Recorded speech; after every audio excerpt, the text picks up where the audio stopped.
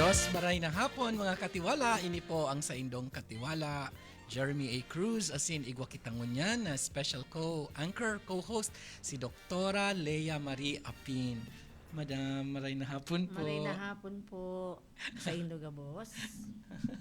Nabigla ini si Madam Apinta, dain niya una magiging co-host ko siya. Kasi mas magayo na pag sa programang ini, Madam Apin, Doktora Apin. Nabiliglaan lang, sir. Dae, sugari, hali baga sa puso. Diba? Okay. So, it's very spontaneous ang satuyang conversation. And ngunyan po mga katiwala, magayunon ang satuyang topic. Ang discussion tangunyan po, katiwala, Doktora Lea Marie Minyas Apin. Kinumpleto talaga ni sir. Aha, kay puhan tanganing maaraman kang sa mga katiwala na nagdadangog sa Radyo Veritas, asin mga naghihiling sa DCTV, asin Radyo Veritas, FB Live. Hello, sa liwat, maray na hapon. I-greet mo na tabi, Madam. Maray na hapon sa Gabos. Shout out sa sakuyang mga friends. Sa satuyang friends si Myra, si Ning, si Emily, and sa iba ka pang mga friends sa school. Maray na hapon sa Gabos po. Mga katiwala, excited din talaga ang sakong co-host mo niyan. Talagang ininot niya ang shout out. Ade? Sorry na. Sabi po ko po nga ni mga katiwala, magayunon ang satuyang topic mo niya na hapon. Ini manungod sa Bagyo. Managod sa Bagyo. Manungod sa Bagyo, sa baha. Very timely kasi igwa kita ngunya na Bagyo. And salamat sa Diyos dahil maski po paanong medyo mauran pero at least di kita binaha, sir, di ba? Bako makusugon. Bako makusugon sa uran. Sa satong uran. Although naaraman ta sa Facebook, sa radyo, sa TV, na may mga ibang lugar na talagang binaraha. May naglandslide.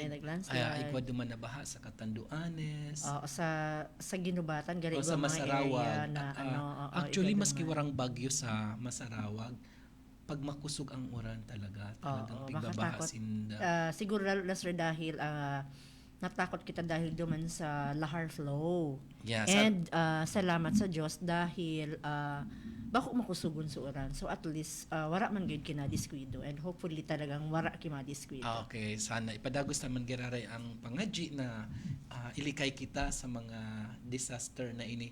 And syempre, tawan taman ki halaga. Diba? Kasi gari ang sarong sektor na medyo day natatawan ki masyadong emphasis sa pag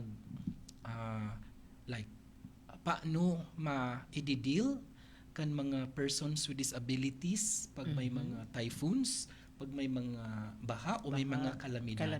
So ini po mga katiwala ang satong pag-uururunan ngunya na hapon. Very interesting, very exciting. Ako mismo excited ako kasi medyo talaga aranihon ining maray sa sakuyang advokasya, personal na advokasya. Kung sa mga nakaaging episodes kang PWD in Action, pigtawan tanin focus kung paano ang mga PWDs matawan man in inclusive education. Diba?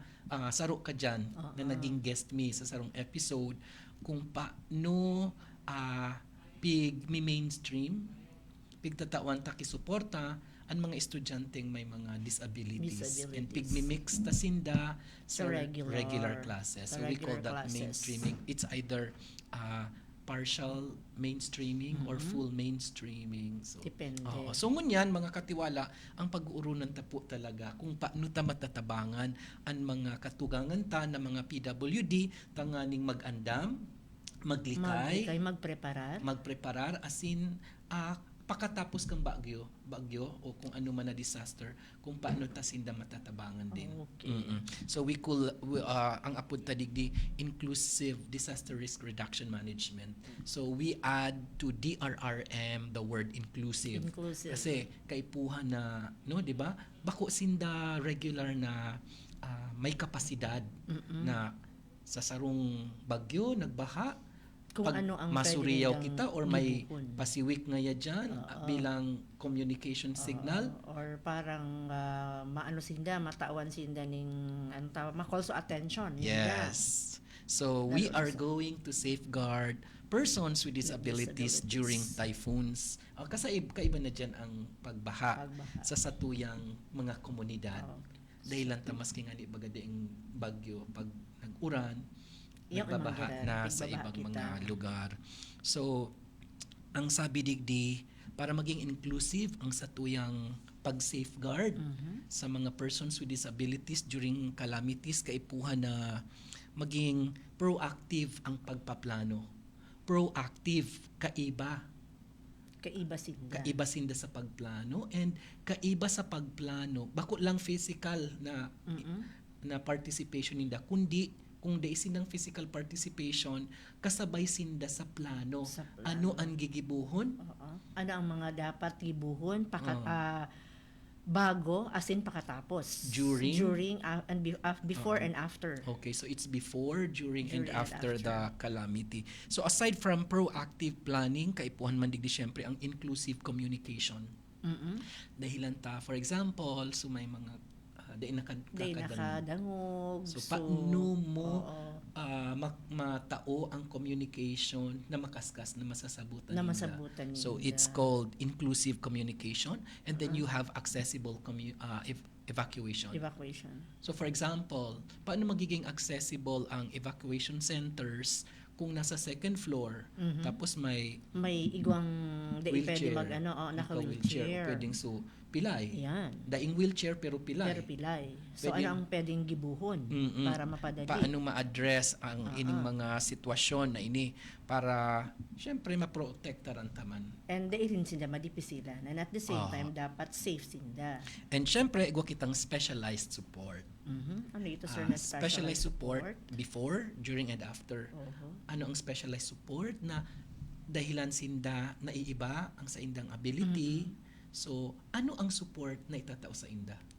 Oh, I see. Ano ta iti-treat o i-deal ang sitwasyon pagkakaiba ninda habang nasa evacuation center sinda o habang may kalamidad, Habang may kalamidad. may bagyo, habang may baha. Mhm. And then of course, after. Oo, ano na ang mangyayari So after it's kay always ito? after. Importante hon Before, during, and after. in any activity kaipuhan ang evaluation. Paano kita na plano, paano ta ginibo. Ginibo. Ah, Ano naging epekto? Yan. Ayan. Ano naging resulta after kay ito? Maray ba ang Oo. pagka-deliver kang or pag-implement kang Mm-mm. plano? Kang- And then we learn Oo. from the experiences. So it's a cycle actually. So yan po mga tugang ang satuyang exciting na topic ngunyan. Magbabalik ang PWD in action.